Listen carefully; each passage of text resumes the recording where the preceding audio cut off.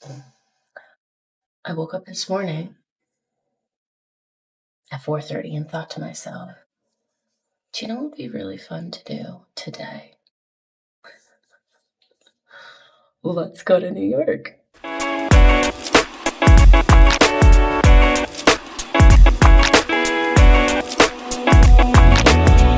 Okay, so we're gonna go to New York and that's gonna be really fun. So why are we going to New York? Well, a couple of reasons. One of the biggest textiles and manufacturing shows in the world is Texworld, and they put it on January and July up in New York City. And I have never gone, and I've gone to a bunch of the other shows and Dallas Market and all of that, but never to Texworld, and I am so excited I could die. So that's running for the next few days. Then today is my mom's 70th birthday. And so my sister and my mom are only about 3.5 hours away from New York. So they're going to take a train in. I'm flying up. We're going to go see Aladdin, go out to dinner, run around. So it is going to be a wildly eventful 3 days. And then, God willing, I will make it back home because they're calling for a foot of snow in Oklahoma the day I'm supposed to fly back on Saturday. So keep your fingers crossed. All goes well. All is exciting. And I'm taking you along for the ride. So I'm going to finish getting ready and hop in an Uber so we can get rolling.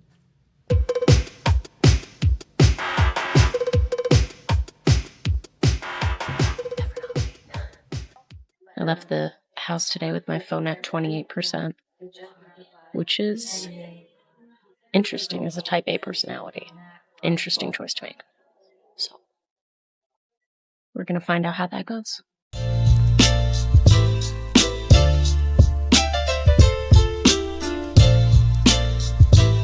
Made it. So much fun. Okay, so we're about to walk in. Just checking out some of the adorable displays out front, like these little doggies here. Check this out.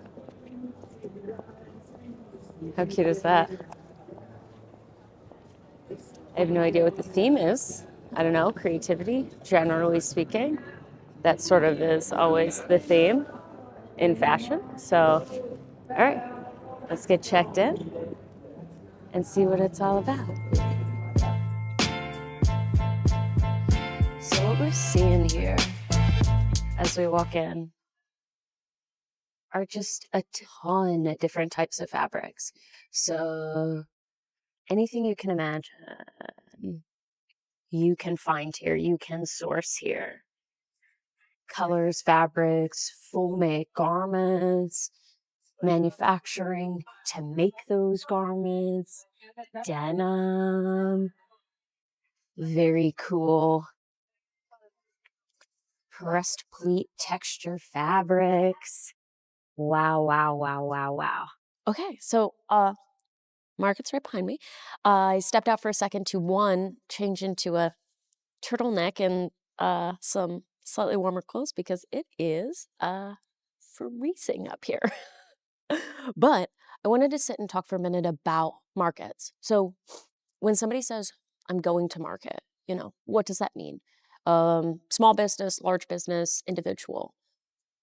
When somebody says they're going to market, they could be looking for one of two things: either already made goods that they're going to buy and sell themselves, or the processes for making those goods. So maybe it's the raw material, maybe it's the actual manufacturing, maybe it's both.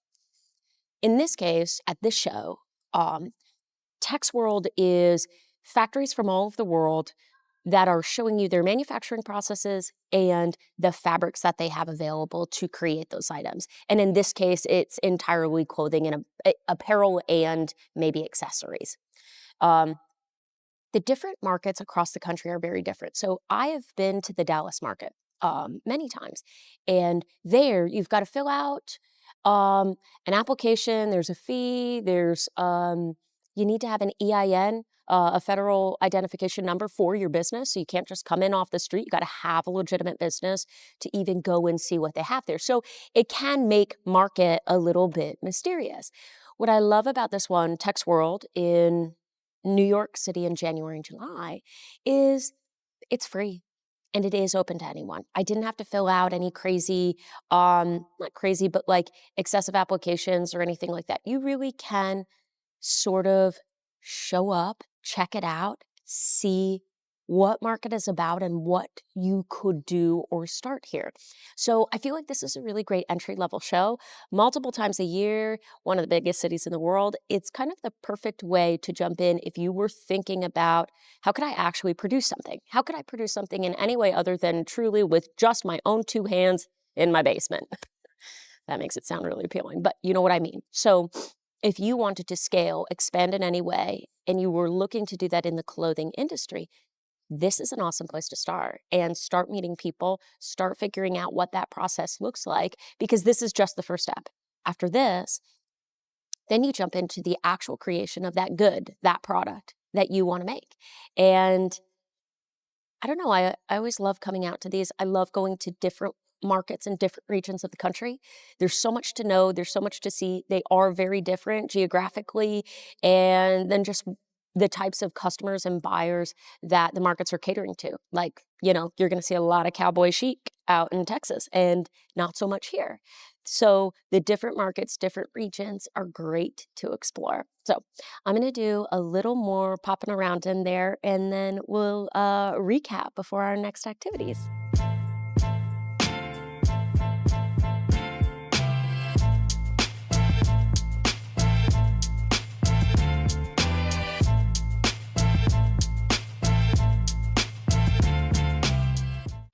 Okay, this really helps. This is going to give us a great idea of what we're looking at here. So let's see. Getting started here. We've got Korea. We've got the Innovation Hub.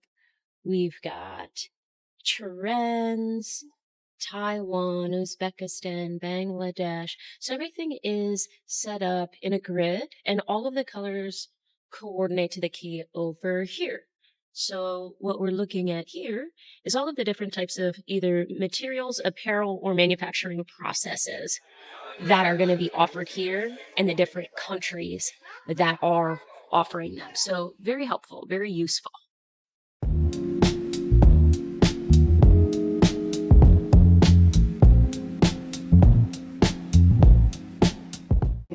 So this is really interesting. What you're seeing behind me here in the Textile Talks is the president of Cotton USA, the sustainability director for Victoria's Secret, and then a representative from a women's farming co-op are all talking about Victoria's Secret's desire to use sustainably sourced cotton here in America. And specifically, I think they're talking about Alabama, going out to visit those farms in Alabama, see the cotton growing, understand better the milling process, especially for a product like lingerie, where it needs a super fine mill. And that's going to be a really big transition for a huge company to make, is making more sustainable decisions and moving different types of their production back here stateside. So I'm interested to hear more about that conversation, and that does seem to be a theme throughout the show. So this is a good move. I'm liking the direction that we're going in talking about fabric sustainability. It's going to continue to be a conversation. So very cool, very cool. This center section here is one of my favorite displays right now. Not only is the just general art fantastic, but the presentation of material is pretty and fun and a little bit quirky. I really like it. I really love it. Wow. All right. Well, we talked about fabric. We talked about sustainability. We met some people. We looked at embroidery and new fabrics and faux leathers and denim construction. What a whirlwind. What a day it's been. This is really, especially coming from an exploratory place where I just want to see what's out there. I want to see what's possible and get my wheels turning in January for the year to come. I can definitely say that this is a great place to do it. So, a success. Good morning. It is day 2 in Gotham City. And the only way to start that off is with one of these little guys, a black and white. So if you don't know what a black and white is, these are just cookies that are exactly what they look like. Half white icing and half brown icing. I don't know that there is actually anything special about it at all. It's just hard to resist when I'm here, personally, for me. So, thank you. What's going to happen today is we've got some exploring to do. There are a couple places that I want to check out, unique to New York, somewhat alterations like adjacent, and we're going to see how many of them we can hit, because I will say, I wore boots with heels. I might regret it, but unlike the last time I lived in New York, Uber exists now. So, win some, lose some. So we're going to figure it out. I'm going to have a bagel, eat my cookie, drink some coffee, and do a lot of walking. Let's go. If you're thinking to yourself, boy, that looks like gelato. It isn't. It's something even better. It's cheese. All the cheese. It's incredible.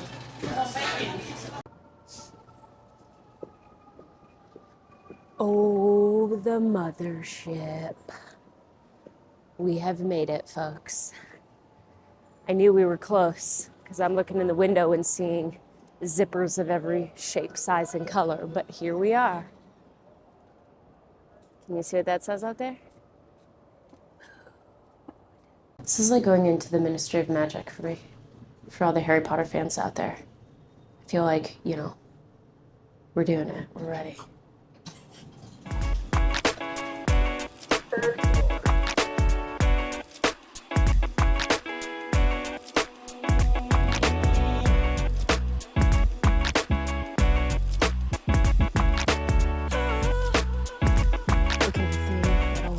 Is happening, which is I definitely came here for something.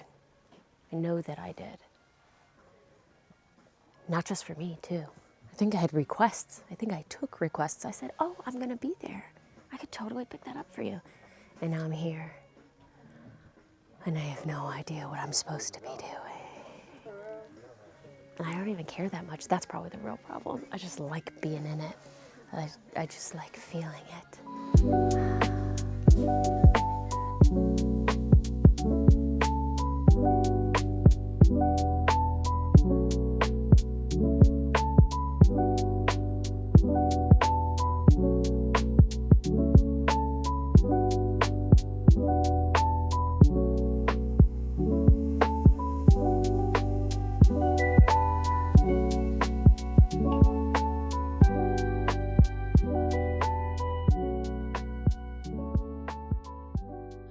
Okay, so I'm sitting in an Italian restaurant right next door to Atelier Jolie, because it's about time for my afternoon glass of wine so that I can unwind and kind of talk about what I've seen.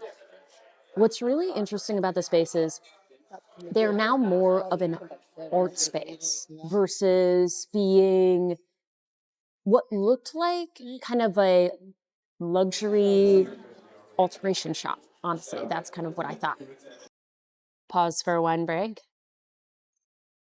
So when they originally opened, it looked like there were more, I knew that they were going to do sewing lessons, but I also thought that it was going to be more of a hands-on, like, truthfully, actually alteration shop where you could go and have projects completed. Maybe not by what they would call tailors, but people who sew, textile artisans.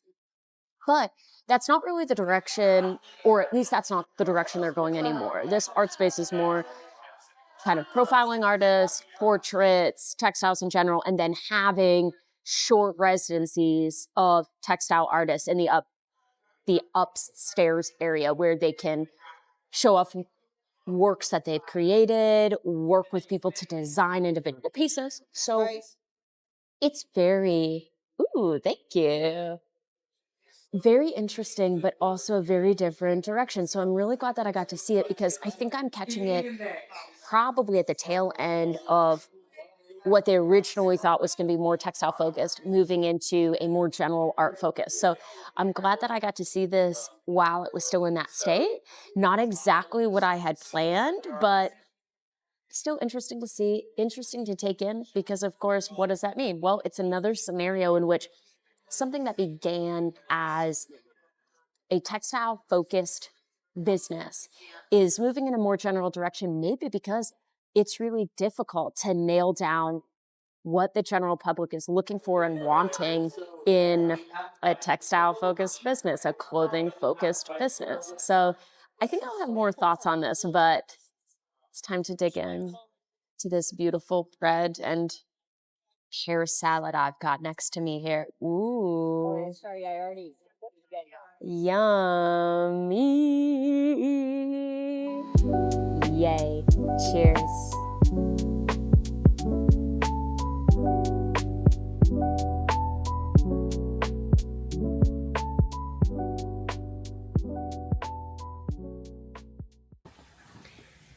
This is the part of the video where I am supposed to be showing my takeoff from New York City, headed back to Tulsa with all of my creativity and inspiration in tow, ready to get back to work. But I'm not.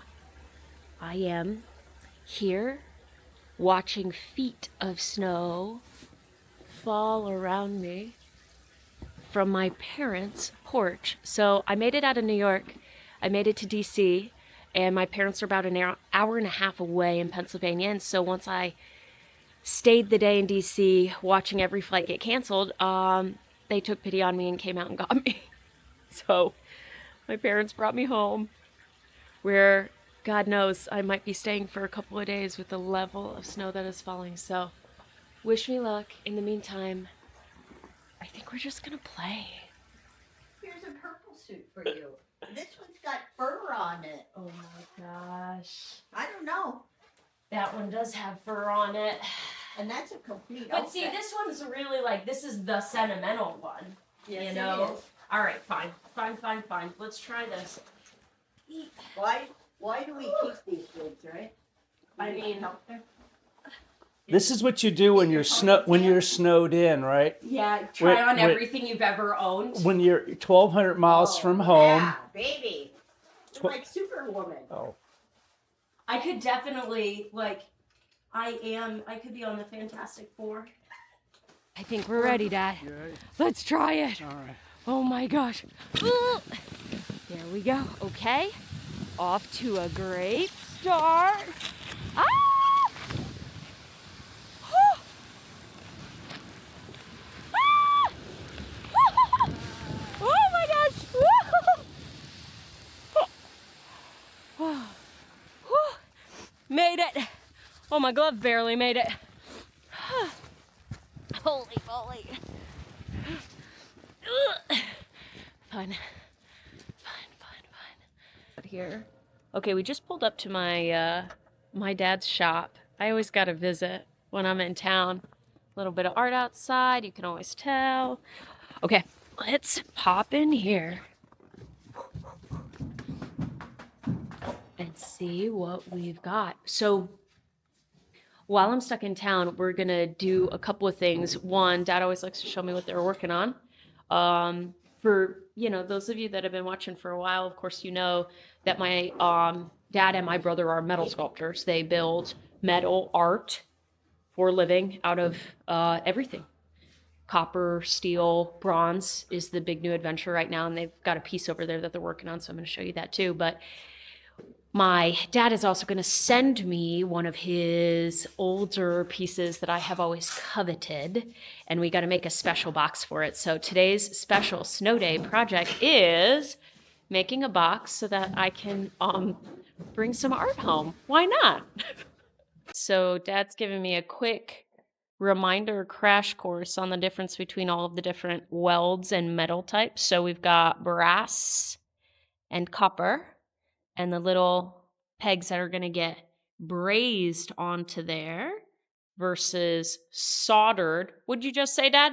What's the difference?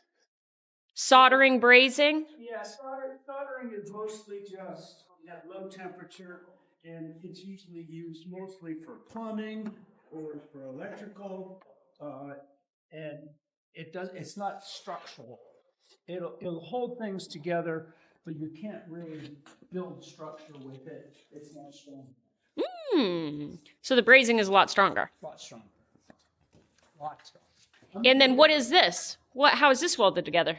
What's So that? this is all TIG welded, and Okay. so it's bronze with bronze rod, and show this over here. So they're individual flat sheets that have all been rolled and then welded on certain points, and then we'll come back and actually fill this whole weld in and grind it away, and it'll look like a solid box of curving box when it's all done. You won't see any of the welds.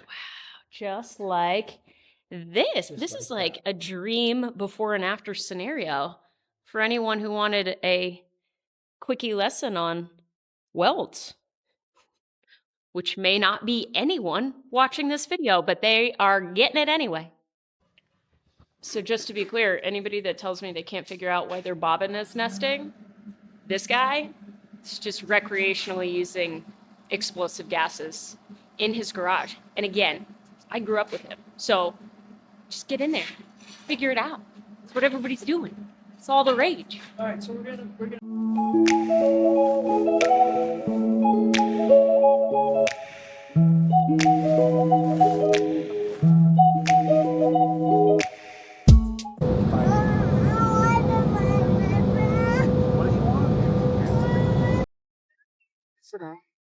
So, wrapping up the actual longest travel back of my life. I am on the Odyssey right now. We're about to land back in Tulsa in a couple of minutes. So, all told, 3 days of travel, a snowstorm of historic proportion. New York to DC to Carlisle to Harrisburg to Chicago to Tulsa, with about 15 flights plus or minus canceled or pre-booked in between. So I cannot wait to be in my own bed. I cannot wait to see my boys. Thank you for coming along for the ride. I'll see you soon.